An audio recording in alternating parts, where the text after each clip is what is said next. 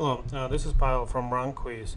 Today I want to share my thoughts about current state of SEO and obviously get our users engaged into discussion what SEO nowadays should be and how to practice so-called safe SEO this year and moving forward. Um, Everyone knows about most recent update, so-called PBN slap, and again a lot of confusion in the community. A lot of the ones who are frustrated. Again, a lot of people started to believe that no SEO is the best SEO, uh, implying that SEO very often hurts sites. So this video is not not any way educational, or it's just my experience.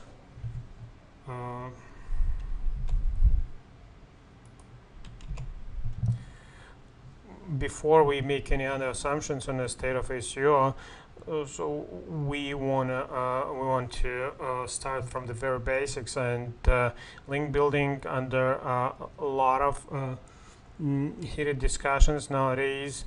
And one assumption which we will state on this is links, also called off-page SEO, is still and will be base of ranking algorithm for Google and other search engines.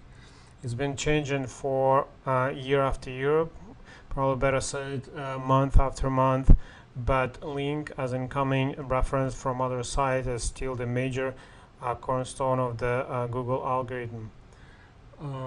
Again, despite of the changes, every year changes, link building can be divided in two big area, like time slots. One is before Penguin update, and another is after. Pre-Penguin update, the major statement, the basis for regarding link was that link cannot harm the site. So technically it means the value of the link can be from 0 and up, and this was the source of typical link builders mantra: link is a link. The strategy was to get as many links, hoping that there will be few of good links that will combined create a value to create a positive value for the site. Different link had a different value, always had a different value, but in response to the typical one quality link worth 3,000 links, black hat community would reply like, then it means I will power you with 10,000 shitty links. Google tried to control it, introducing no follow, introducing different mainly no follow on their side, and sites were punished by applying filters. It's aggregated metrics Google used to bring site under radar. Let's say some site received like 1 million links over several days, or even worse, site received 1 million links and half of them were dead several days later.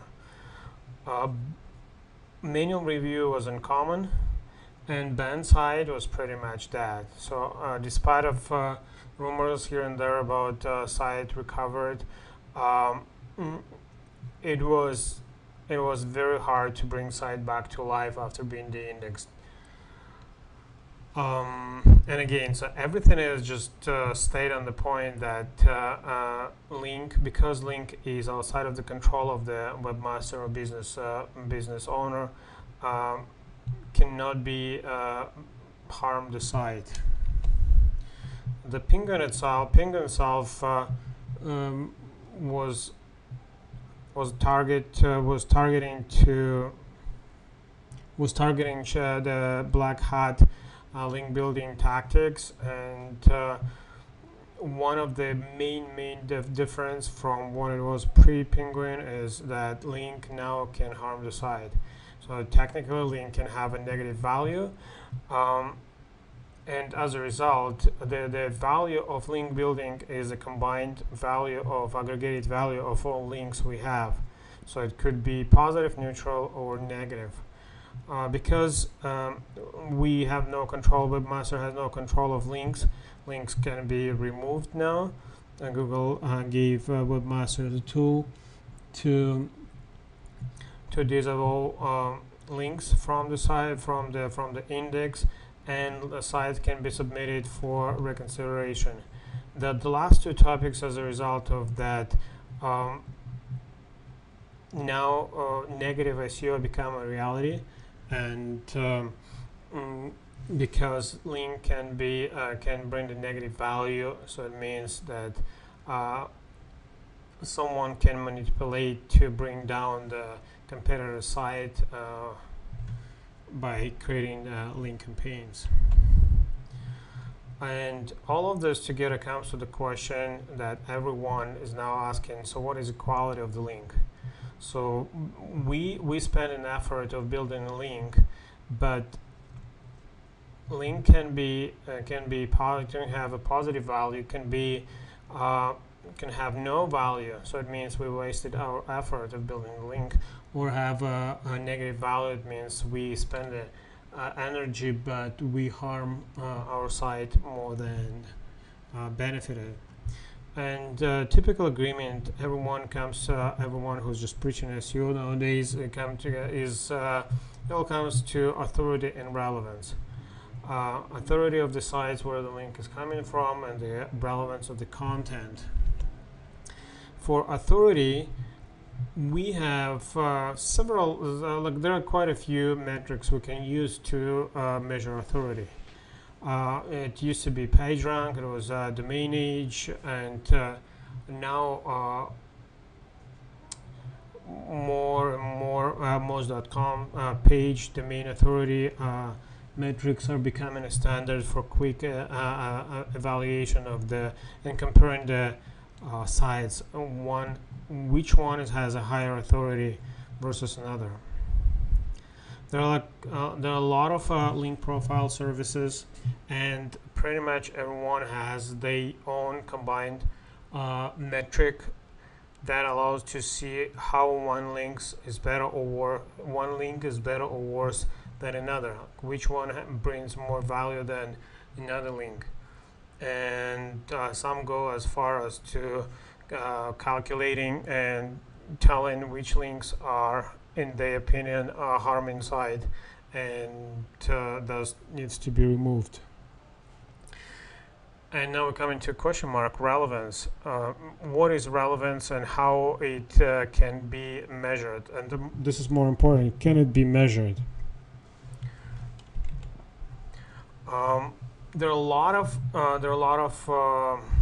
people that telling based on their own experience of what kind of content and what approach they use to get a good result. This is based on the experience. But can we tell the content is good or bad? So what is how good how content can be measured? Relevance of the content, the quality of the content, syndicated, spoon. The how bad the duplicate content is. Should it be all handwriting? So there are a lot of suggestions that coming from different sources, but can we measure relevance? And if we think about relevance of any specific site, comparing the relevance of one site versus a piece of content versus another, the SERP result is an ultimate indicator of combined relevance of the site and page content for any specific keyword. What I mean is that for 10 top results for yoga poses is the 10 most relevant pieces of content for yoga poses in Google Eyes. So we don't know how they calculate the relevancy, but we know what is end result of the when they rank the gazillions of pages for specific keyword. And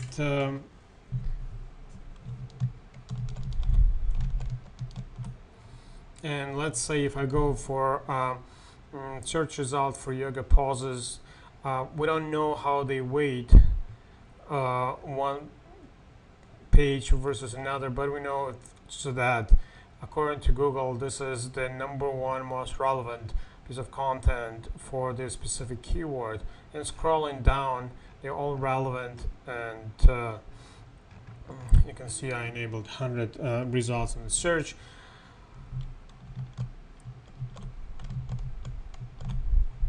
So the best links to promote. So if this is most relevant piece of content, so we can make an assumption that the best link to promote sites about yoga poses would be from sites already in the search result for that keyword for yoga poses. And there are a lot of evidence that nowadays we don't need tons of links. We need powerful links. So again, so we make an assumption so that most relevant based on the Google data, most relevant indication of the sites most relevant for specific keywords are in the search result, and ideally the best would be to get links from the sites that Google considered most relevant for a specific keyword.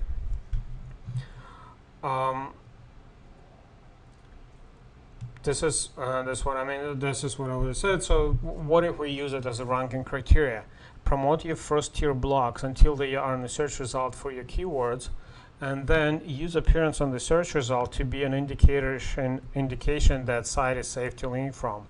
So basically, if I try to promote my site for yoga poses, and I build my first tier blocks or PBN, so basically just number of sites, and I rank them for keyword yoga poses. Let's say this is ideal case, and I rank them for yoga poses. It will be safe to assume that's itself enough indication of authority and relevancy to safely link from those sites. And obviously this was ideal case, and there's a problem. If we have problem to, like, it's hard to rank one site for keyword yoga poses, and to have, let's say, 30 sites to rank for the same keyword will be way more than 30 times harder. Let's say if we track to hundreds of positions, it's hard to expect to claim 30 spots in the result. One of the possible solutions is track all first tier blocks up to maximum position available. In some cases, search result goes over thousands position. In some cases, they stop after 300, 400, 500 position. But still, if I ask any SEO if they can rank the block to be in the 500 plus position for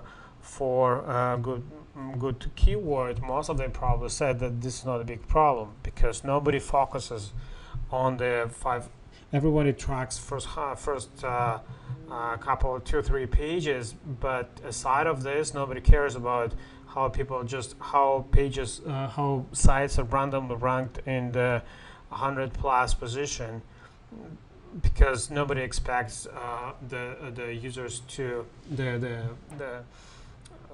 searchers to scroll up to 500 position in the Google results. And to continue with the problem is obviously the very competitive keywords. There will be, if we use this as a strategy, so they will have a pressure of selecting probably not as competitive keyword, because if, let's say, I want to rank my site for keyword yoga, which is very, very competitive, I can't it would be relatively hard to to rank even up to 500th position decent number of blogs, because the word is competitive, everyone is watching the word, and so many people are just trying to get onto first page, and as a result they already put in effort to promote this page, to promote for this keyword. And a possible solution is to extract, again from Google, extract relevant keywords from low competition. So assumption here is that if we believe that the best pages to get a link from for keyword, highly competitive keyword, let's say yoga, would be in the search result for yoga, and we can extract keywords with low competition from Google relevant to yoga, let's say the best yoga exercises for beginners. The search result, that blog that is in the search result for this relevant keyword, is also will be beneficial to have a link from. And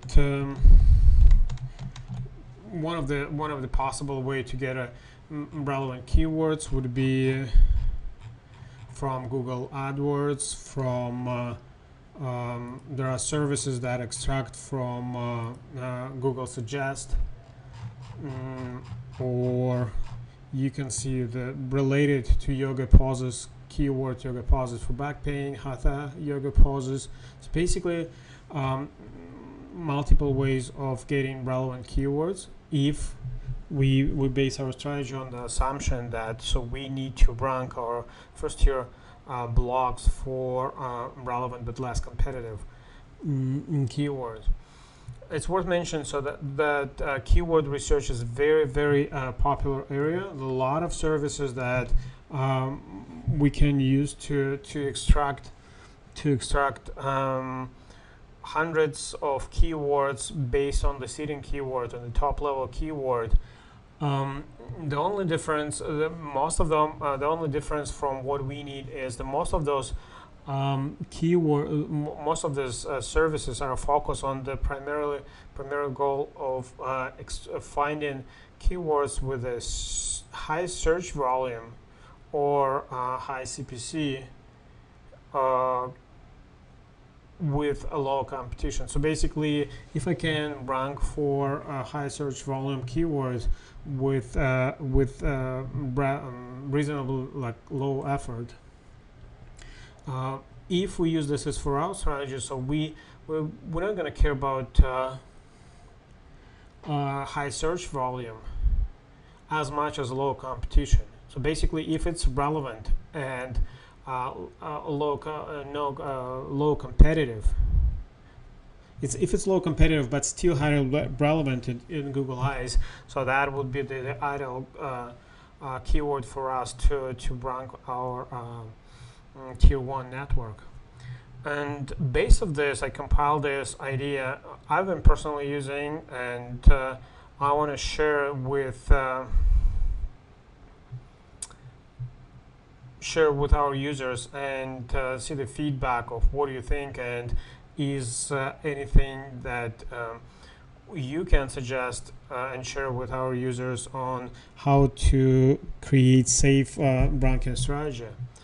And it comes down to creating first tier blogs. It could be manually created blogs, it could be self-hosted or Web 2 sites, but basically this is depending on the niche, depending on how much effort you can put in. It could be 20, it could be 50, it could be 100 sites, and this will be our primarily goal for SEO. So we're not doing SEO for our main site, I mean off-site SEO. We do SEO for our first tier network.